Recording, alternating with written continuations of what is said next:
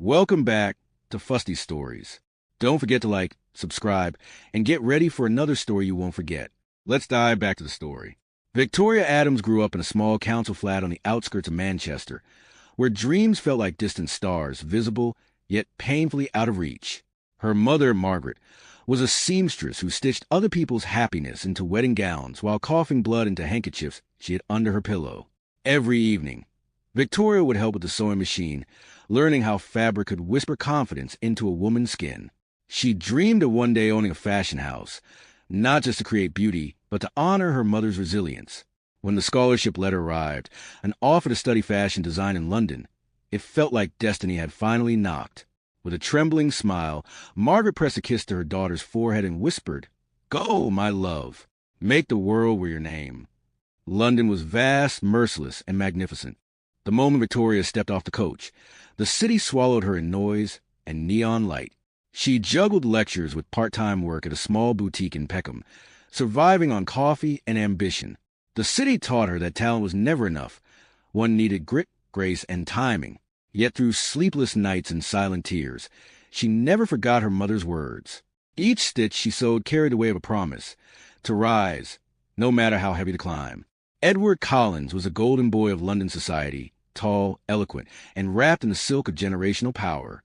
His father, Lord Frederick Collins, was a renowned politician with ambitions of grooming his son to inherit both name and influence. But Edward had other plans. He didn't want Parliament. He wanted concrete, steel, and skylines, his own empire, his own name on the tallest building in London. His father called him a fool, claiming business was for men who couldn't lead a country. But Edward, burning with youthful defiance, swore to build something from nothing.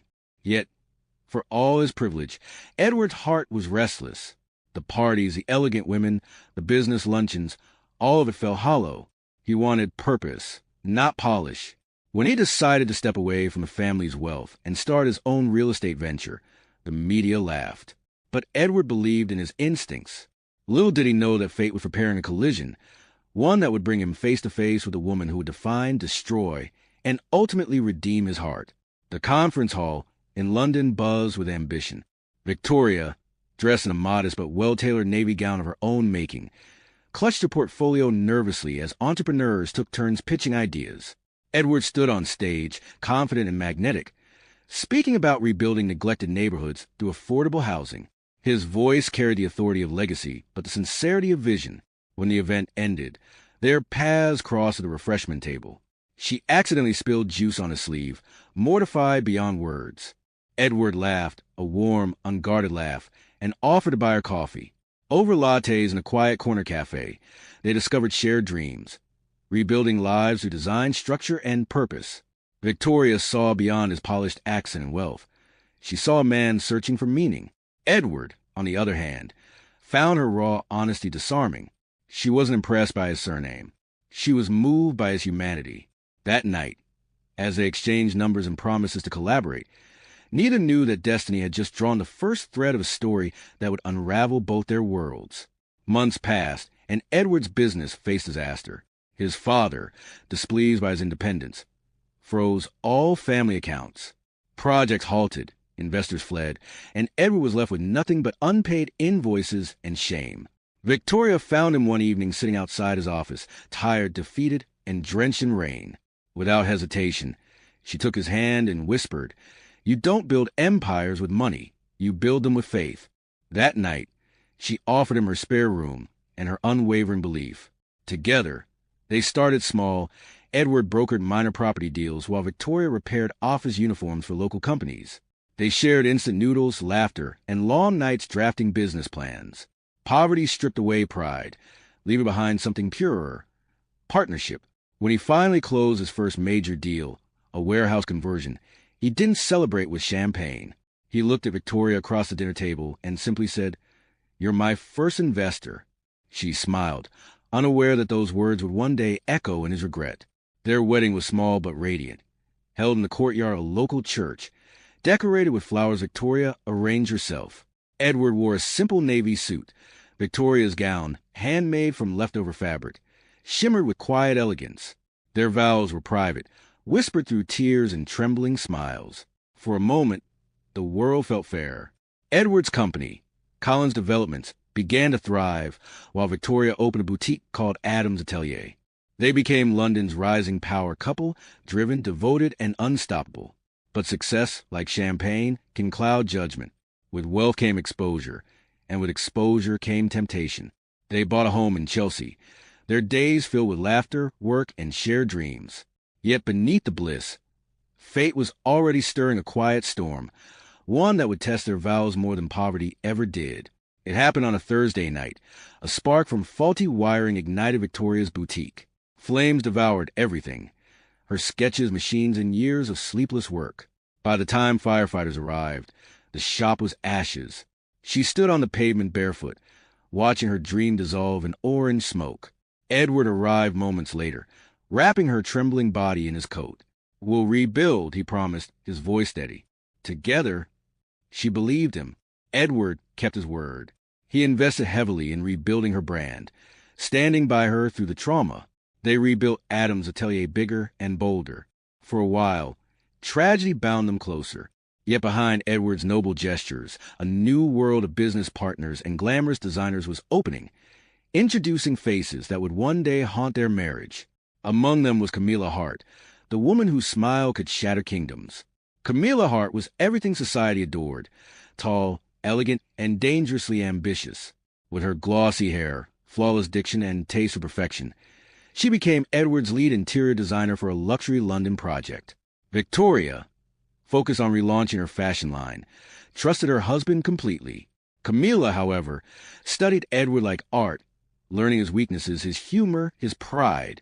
She saw a man who wanted admiration as much as success, and she knew how to give it. Late-night meetings turned into shared drinks, and shared drinks became blurred boundaries. She'd brush his hand on the table, laugh at his dull jokes, and plant doubts about his wife's ambition overshadowing his legacy. By the time they traveled to Edinburgh for a client project, the stage was set for betrayal. Camilla wore gold heels that glimmered in the hotel corridor. Edward's heart, for the first time, betrayed the woman who had once built his world. The trip to Edinburgh changed everything. Business dinners spilled into candlelit confessions. Edward told Camilla things he'd never told Victoria: his fears, his ego, his hunger for control. Camilla listened with patient malice, stroking his pride. When they finally crossed the line, the night was wrapped in guilt and gold perfume. Edward woke with regret, but found himself trapped between shame and addiction. Camilla became both poison and pleasure. Back in London, the affair continued in shadows. Victoria noticed a change: the longer meetings, the hidden texts, the distant eyes.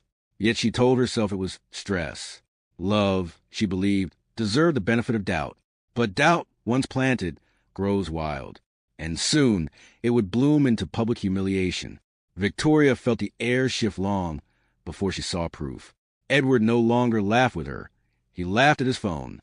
He'd come home smelling of Camilla's signature perfume, oud and honey. Grace Thompson, her best friend, warned her to look deeper. But Victoria refused to be the paranoid wife. One night, she followed him quietly, watching him drop Camilla off outside a luxury penthouse. Her heart cracked, but her tears refused to fall. Pride stitched her pain shut. Instead of confrontation, she began to gather silence. She worked harder, spoke less, and observed everything. In her mirror reflection, she saw a woman fading behind love's shadow. But inside her, something fierce began to stir, a woman who would no longer beg to be chosen. The annual Collins Developments Charity Gala glittered with chandeliers and politicians. Victoria wore a red satin gown she designed herself, bold, breathtaking, and symbolic of power reclaimed. Edward, distracted by Camilla, barely noticed her. When Camilla arrived, draped in diamonds, whispers rippled across the hall. Cameras flashed, and in a fatal moment, Edward introduced Camilla to the governor as our most valuable client. The room froze. Victoria's breath caught. The humiliation was televised, immortalized in social media headlines by morning. She smiled through the night, though her heart was bleeding beneath the silk. In her eyes, the marriage ended not in divorce papers, but in that moment when love turned to ash and respect died in public view. The night after the gala was heavy with silence. Edward came home late, drunk on both whiskey and guilt. Victoria sat in bed reading, her red gown still draped over a chair, a haunting reminder of her humiliation. When he slumped beside her, she pretended to sleep. His arm brushed her shoulder, and he whispered, slurred but clear, "Camilla, you're perfect." The sound of that name cut deeper than any blade could. Her heart stopped. Her body went cold. The man she had built, loved, and defended had just replaced her name with another woman's. Tears filled her eyes, but she didn't cry out. She stared into the darkness, realizing that silence was now her shield. The walls of their marriage, once held together by trust, finally collapsed. By dawn, she watched him snore beside her and felt nothing but emptiness. The love had died quietly, buried beneath alcohol and betrayal. At sunrise, Victoria packed her suitcase. No screaming, no confrontation, just quiet resolve. Every folded dress, every packed box carried memories she no longer wanted to carry. She placed a handwritten note on the bed. "I believed in you." Then she left her wedding ring beside it and walked out of the mansion without looking back. The house that once felt like a palace now echoed with betrayal. Outside, the London streets were cold, but freedom warmed her bones. She found refuge in a small flat near the Thames, where the air smelled of rain and new beginnings. For the first time in years, she slept soundly without lies beside her. She didn't know where life would take her next, but she knew one thing with certainty. She would never be anyone's afterthought again. When Edward awoke, Victoria was gone. Panic flared, then anger, then denial. He told himself she'd return once her emotions settled. But as days passed, silence became her answer. Camilla quickly moved into the mansion, parading herself like a queen who had won a crown. She redecorated Victoria's studio, replaced her portraits with her own, and threw lavish parties in a house that still carried Victoria's scent. For a while, Edward convinced himself he was happy, new woman, new life. Camilla was exciting, daring, and ruthless.